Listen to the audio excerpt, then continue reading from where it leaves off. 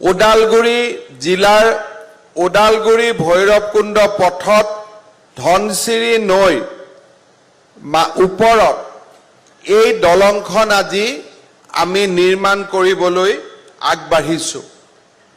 এই দলংখনৰ বাবে বহু দিনৰ পৰা ৰাইজৰ দাবী আছিল, কাৰণ এই দলংখন নিৰ্মাণৰ লগে লগে অৰুণাচল প্ৰদেশ আৰু ভূটানলৈ আমাৰ যাতায়াত ব্যৱস্থা যথেষ্ট মসৃণ হৈ পৰিব। টাৱাঙলৈকে যোৱাৰ বাবেও এটা বিকল্প পথৰ আমি সন্ধান পাম। এই দলংখন 320 মিটাৰ দৈৰ্ঘ্যৰ হ'ব আৰু ইয়াতে 715 মিটাৰ সংযোগী পথ নিৰ্মাণ হ'ব আৰু এই সমগ্ৰ প্ৰকল্পটোত 34 কোটি টকা খৰচ কৰা হ'ব। NERSDS প্ৰকল্পৰ অধীনত এই দলংখন আমি 2025 চনৰ ফেব্ৰুৱাৰী মাহৰ ভিতৰত নিৰ্মাণ কৰি আমি সম্পূৰ্ণ কৰিম। এই প্ৰতিশ্ৰুতি মই ৰাইজক দিব বিচাৰিছো।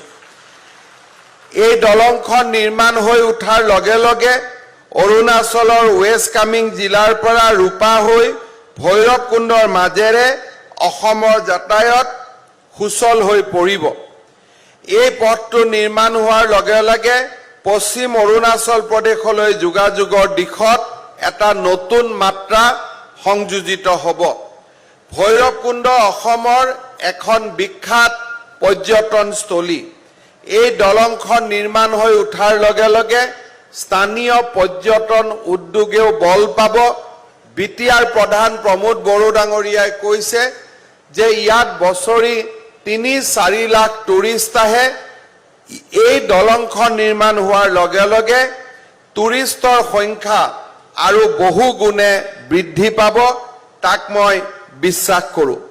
আজিৰ এই দলংখনৰ বিষয়ে বিটিআৰৰ চুক্তিটো উল্লেখ আছিল আৰু এক প্ৰকাৰ ক'ব গ'লে বিটিআৰ চুক্তি ৰূপায়ণৰ দিশত আজিৰ দলংখনৰ আধাৰশিলা অনুষ্ঠানে এক নতুন মাত্ৰা প্ৰদান কৰিলে।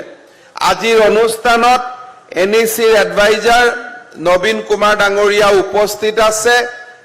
मैं आज का सभा से ही आसाम वासियों का ओर से NEC का बहुत बहुत अभिवादन करता हूं।